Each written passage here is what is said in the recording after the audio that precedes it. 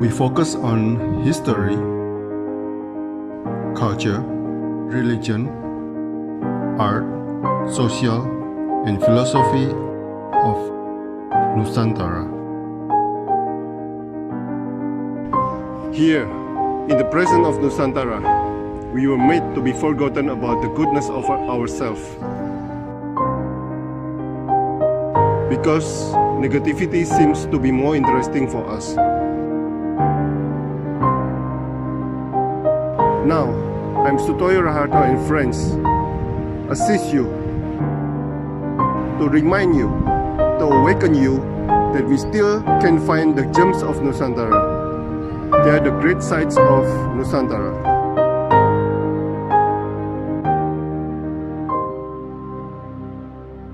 Mas Iqbal Japung ini pendiri Republik Kubluk.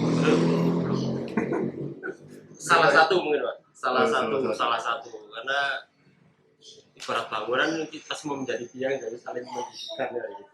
Salah satunya. Ya pendiri, relawan lah. Japung itu di mana, Mas?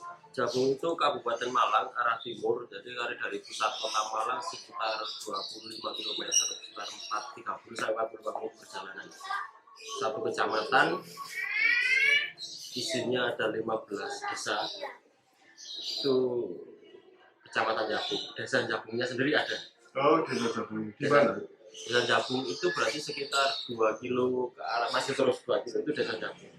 Kalau di sini desa Sukolilo. Oke. Mas, apa itu Republik Kubluk, Mas? Republik Gubuk. Yeah. Saya bikin nama kok sulit yo. Republik Gubuk ini sebenarnya jejaring antar gubuk baca yang ada di Kecamatan Japung dan sekitarnya. Karena sulit menyebut satu-satu di gubuk-gubuk ada, kita disederhanakan dari Republik Gubuk ya. Jadi harapannya kan menjadi Indonesia kecil gitu. Kegiatannya apa aja itu? Kegiatannya sih Mungkin dari awal diceritain. ya, kalau dulu kita fokus di meningkatkan minat membaca atau membudayakan membaca. Cuman sejalan dengan waktu ternyata kebutuhan di lapangan tidak hanya tentang membaca. Kalau anak-anak suka membaca, tapi anak kampung itu energinya terlalu besar kalau hanya disalurkan ke membaca. Misalkan anak cewek lah, kalau hanya membaca toh sebenarnya anak-anak punya bakat minat. Nah ini yang disalurkan oleh teman-teman di tari, di apa kayak gitu. Misalkan yang cowok-cowok suka berkelahi kan, kalau dikasih buku ya tambah malah berkelahi. Jadi yang benar diajak voli atau apa yang menguras energi mereka. Jadi selain membaca, ada olahraga, ada... Ya, kita ada event Liga Voli antar buku, Liga bulu tangkis kayak gitu, terus ada Liga cerdas cermat, terus nah kebutuhan yang kecil pemuda sama orang tua kan beda. Nah kalau teman-teman ini ikut Liga bulu tangkis juga cocok.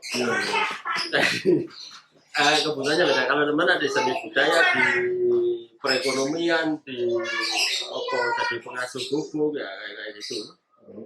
Di kampungnya kebutuhannya mungkin lingkungan, jadi ada teman-teman yang ngelola sampahnya. Nah, selama ini sudah berapa tahun, Mas? Kita sih 6 tahunan lah bergerak. 6 tahun. Jadi cuman nggak semua 6 tahun ya kan, tiap tahun muncul ada yang lahir, ada yang mati kayak gitu. Nah, ada yang mati juga? Ya mati suri lah, tapi nanti hidup lagi. Reinkarnasi. Ada berapa gubuk ini sekarang? Itu loh. Berapa Saja sih.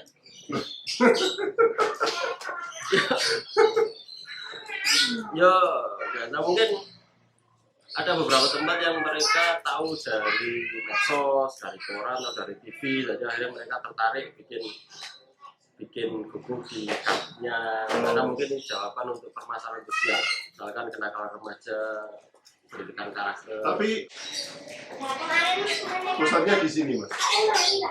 Bukan sih, sebenarnya gimana caranya semua menjadi pusat di kampungnya masing-masing. Kayak gitu. Jadi bukan pusat. Karena jangan kami bisa pindah-pindah. Bisa pindah-pindah gantian ke buku-buku. Nah, yang mau saya tanyakan programnya itu kan waktu itu ngomong nggak ada program ya. Nah ya, saya kami kalau ditanya gitu mesti mungkin bayangan orang kita seperti kayak komunitas organisasi yang terstruktur. Nah, kami ini, ya kami dan teman-teman ini rata-rata latar belakang orang-orang yang nggak bisa diatur dan nggak mau diatur. Jadi kami bikin aturan sendiri. Aturannya ya nggak pakai aturan itu tadi. Programnya ya gimana caranya bukan dari program, tapi itu hanya bungkus. Sebenarnya kita punya program-program yang tersistem, cuma ini nggak kita keluarkan. Jadi harapannya teman-teman ini merasa nggak diprogram, merasa nggak diatur. Seperti kita teles ini. Nah, ya kata nyebut-nyebut lah. Emang sini nyebut-nyebut antara bahasa mikir itu tengah-tengah. Kayak gitu. Bisa apa ya program? Jadi tetap ada program, cuma kita bungkus gimana caranya mindset teman-teman ini bukan program, ini bukan terstruktur. Oke. Nah, apa itu preman mengajar, Mas? Wah, ini preman mengajar itu sebenarnya terinisiasi tercetus sekitar 4 tahun yang lalu waktu kita gerak di sebuah desa paling tinggi di Kecamatan Jagung. Waktu gerak ke sebuah SD dan menginisiasi TK PAUD, karena di sana nggak ada PAUD, hanya gerak sama teman-teman. Masuk tadi yang datang itu ini. Jadi, nah teman-teman ini kita bujui bahasa Indonesianya apa? Nah, ayo lah kita bujui. Jadi ayo minum di sana, mabuk di sana. Wah sangu wes. Ternyata di sana kita cek. Nah, memang bungkusnya teman-teman ini juga gondrong tatuan, jadi orang bilang kan preman. Orang kan masih preman. Sebenarnya mereka itu preman-preman romantis saya. Jadi akhirnya tercetus preman mengajar. Itu. Akhirnya cuman di selanjutnya kita sulit diterima di masyarakat dan di sekolah. Tapi itu proses itu karena kita masuk ke sekolah-sekolah untuk ngajar tari, belajar untuk kertas. Cuman sebenarnya sekolahan sangat menerima dengan programnya, tapi belum bisa menerima orangnya. Sampai sekarang itu? Wah, sekarang sudah enggak, karena akhirnya mungkin mereka sadar apa ya, menurut sadar oleh daya ya. Kita yang oleh daya ya. Sebenarnya sekolahan atau pihak manapun sebenarnya punya kewajiban untuk memberi ruang kepada kita, teman-teman untuk menjadi lebih baik, memberi ruang. Terus, nah mereka juga melihat bahwa programnya teman-teman ini bagus. Pengenalan topeng, pengenalan seni budaya di anak usia dini. Sementara topeng Jagung ini adalah seni budaya asli Jagung. Dan salah satu menjadi cikal bakal topeng Malang. Nah, dan akhirnya sekolahan meminta kepada teman-teman untuk ngisi tanpa mereka memperdulikan latar belakang dan penampilan. Sementing berarti mereka sudah melihat isinya. Itu bahan dan jasa itu gratis, Mas? Kadang-kadang.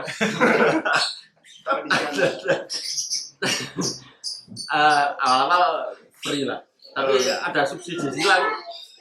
Jadi kalau di kampung kami ini gratis, tapi untuk di kota beda lagi. Nah itu. Jadi sekolah-sekolah itu mereka bayar ke enggak. Wah, kita kasih kopi terus wasi bisa luar biasa gitu. Cuman akhirnya ya awal-awal teman-teman yang menawarkan ke sekolahan sebagai bentuk mereka tolak. Ya, tapi akhirnya menerima. Ketika satu sekolah ini bagus, akhirnya sekolah lain meminta kepada teman-teman. Nah, ketika sekolah sudah yang meminta, kita sudah punya nilai tawar. Nah, sebenarnya di ekonomi bisa saja kita, tapi kita bisa diterima sekolahan, diminta sekolahan, itu bagi kami sudah luar biasa. Oh, Jadi mereka berarti menganggap bahwa kita ada. iya. Itu mungkin value-nya Nah, lebih tinggi. sebelumnya teman-teman ini kerjanya apa? Wow, kita kerjanya nganggur lah. Ya enggak. Banyak. Tapi rata-rata masih usianya belasan sama Masa di bawah 17 ini? 30. Enggak lah. Ini malah Mondo ini mulai 15. saya kenal mulai dia SMA kelas 1 sampai sekarang udah mau lulus kuliah. Oke. Dia di Brawijaya. Oh, Ya, ilmunya akan dibubuk sebenarnya. Brawijaya kan ijazah yang penting. Kok bubuk bisa mau kali ijazah banyak. Jadi Mas Majid ini dulu malah kerjanya di Bali. Tukang apa chat. Terus Mas Ekal dulu malah penyanyi vokaling grup itu. oke. Grup kerak ada Bruno apa. Terus sekarang kadang-kadang yo kerja di bangunan terus tapi nah ini di pabrik. Nah ini yang pengukir topeng ini yang kemarin saya ceritakan. Itu seniman tato memang aneh itu. Memang aneh betul. Manusia nggak ada yang sempurna ya. Ini Om. Nah yang monggo. Intol tadi belum Mari datang. kita. Ya salah satu perangkat desa ada tamu dia. Oke. Nah, apa saja yang diajarkan preman-preman ini? Sebenarnya sesuai dengan bidangnya masing-masing sebenarnya. Oke.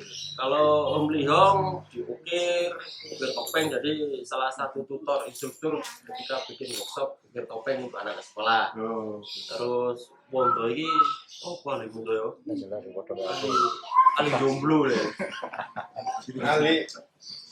Ya bikin konsep terus manajemen pergerakan mengajar.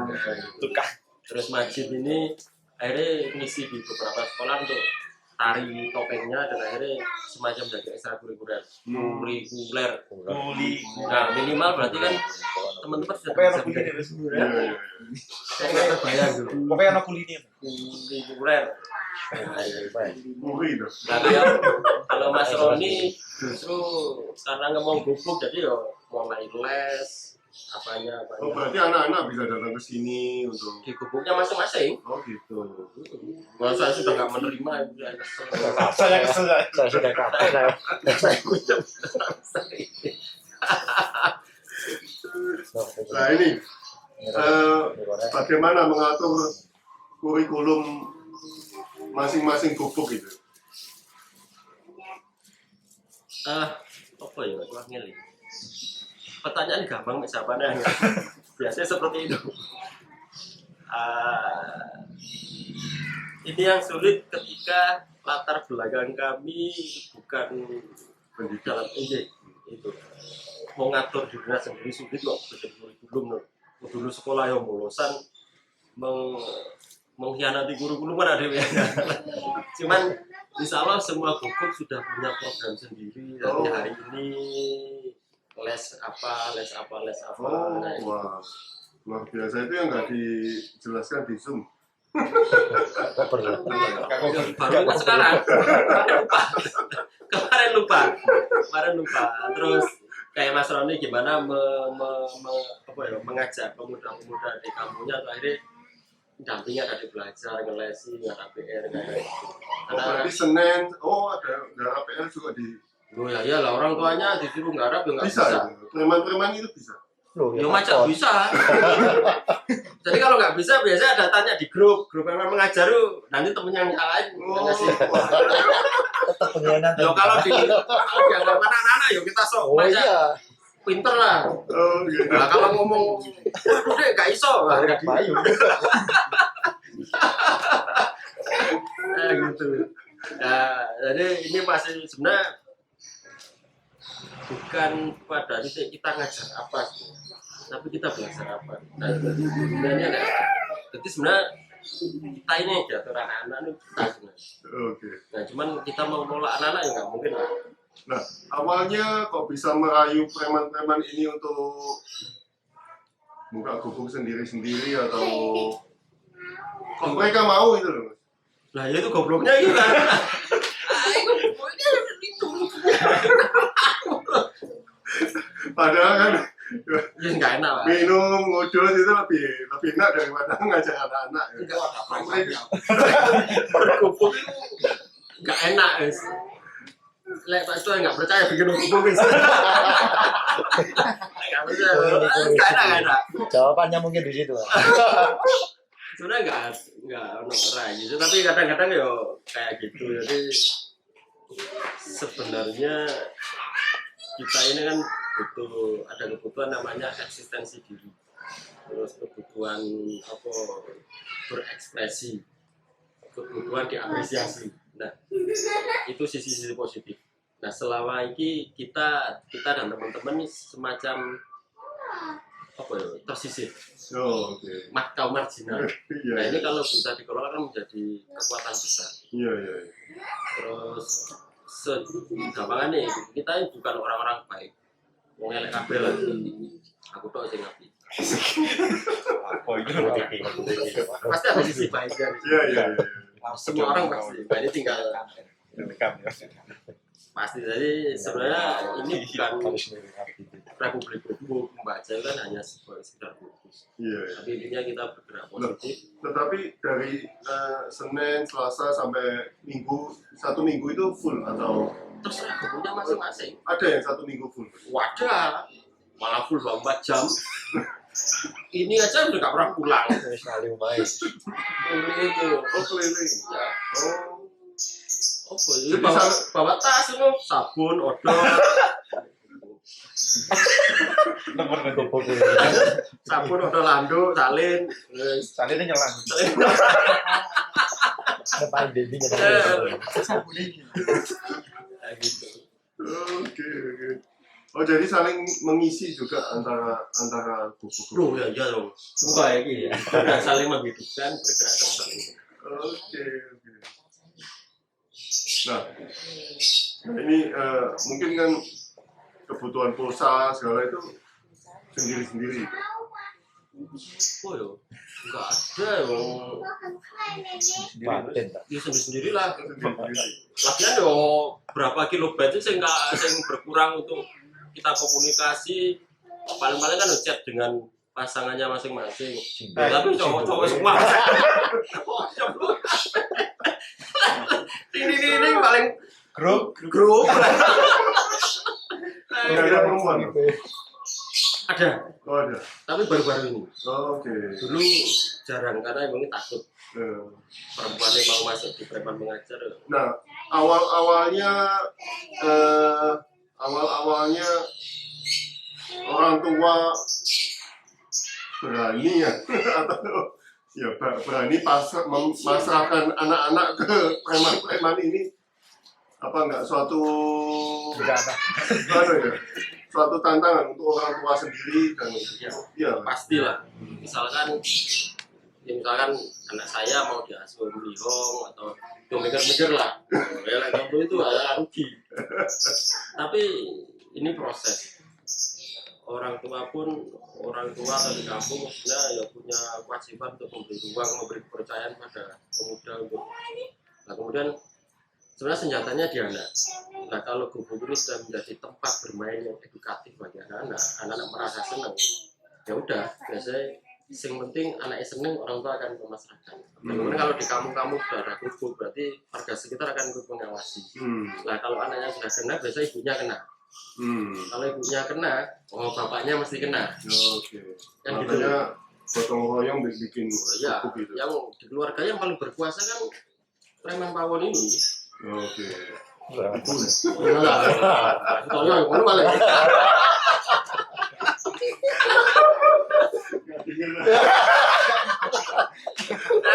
Kalau misalkan ada program, lah kalau kita mau pendekatan ke ibunya, ya kan sulit. Nah, anaknya dulu yang kena. Kalau anaknya ngomong ke ibunya pasti nurut. Nah, kalau ibunya sudah kena, mau presentasi ke bapaknya, kita sini ibunya kena, ya wis bapaknya kena.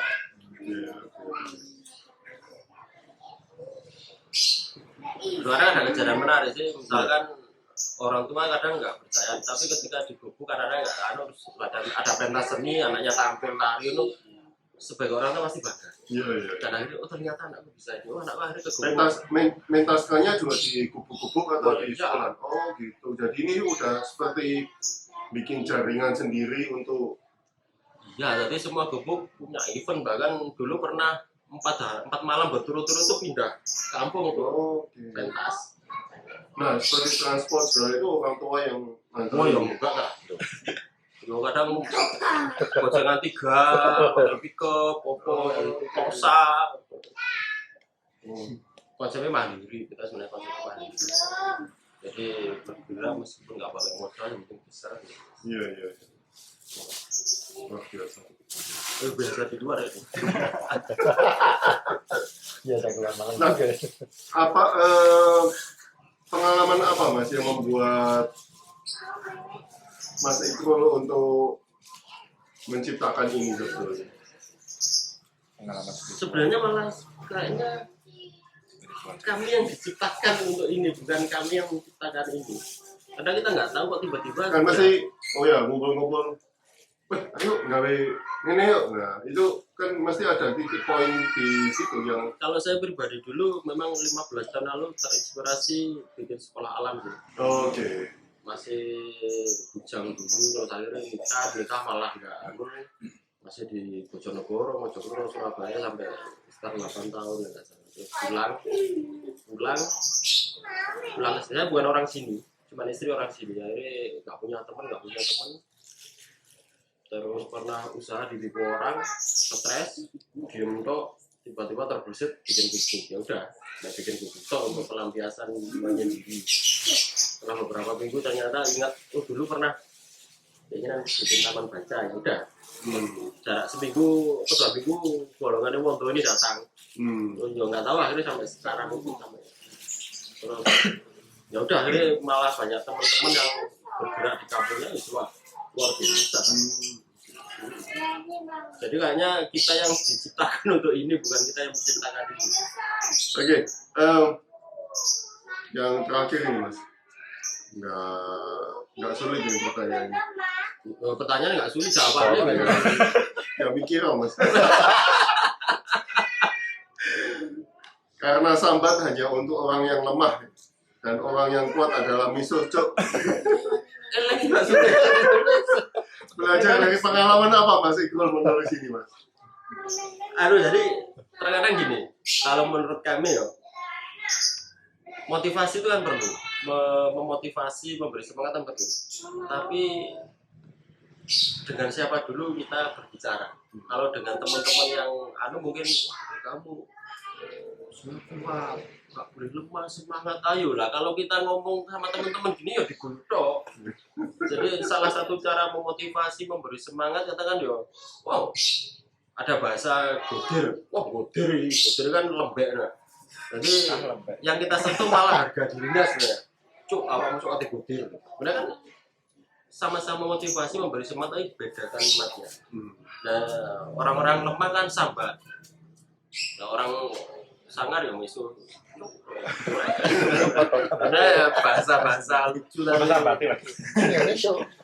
yang tersirat.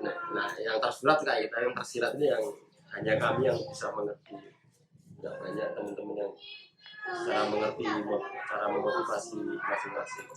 Jadi contohnya gini, kalau ada yang teman-teman yang mau mundur dari pergerakan, penting gudir ya wes gak apa-apa gudir, tapi bikin surat pernyataan terus ditandatangani semua pengasuh gubuk. Berarti ada 100 orang akan tanda tangan Pak Ido Prei. Nah, sebenarnya guyonan aja, tapi manjur bagi aku. Totalnya ada berapa ini Mas? Preman plus mengajar atau pendidik atau pengasuh gubuk ini ada? Yo banyak sih. Yo saya banyak, tapi soalnya apa ya? Kita nggak pernah mendata, karena kita bukan organisasi yang terstruktur, enggak. Jadi kita bebas ya. Nanti mau masuk, mau ikut pergerakan cuma sekali, monggo, baru hilang silakan, tapi paling nggak sudah pernah sekali bergerak kan. Jadi kalau kami bikin komunitas, saya pernah debat dengan anak komunitas, saya diundang misi jadi narasumber di satu komunitas itu malah didampingi mereka. Itu dia pakai formulir, terus ada sisinya audisi loh, uji kompetensi. Jadi yang dari 300 pendaftar hanya diterima 30, sing api-api toh. Lah yang 270 nasibnya gimana? Apa karena mereka kurang cakap, kurang pintar, kurang cerdas, kurang komunikasi, nggak diterima jadi komunitas? Nah sebenarnya tugas komunitas itu adalah menggembleng siapa saja ya. Nah pintar ya nggak usah diorganisasi kan? Iya. Bikin orangnya sendiri. Justru harus menerima senilai-elek ini kayak saya dan teman-teman kita nggak elek tapi itu sih. Jadi yang mentalnya lemah ya harus jadi baja ya itu apa sambil menciptakan leader dari kalau kita membuat sesuatu yang baik dari hal yang tidak baik kan biasa. Iya. Nah kalau dari hal yang masih itu baru anti mainstream.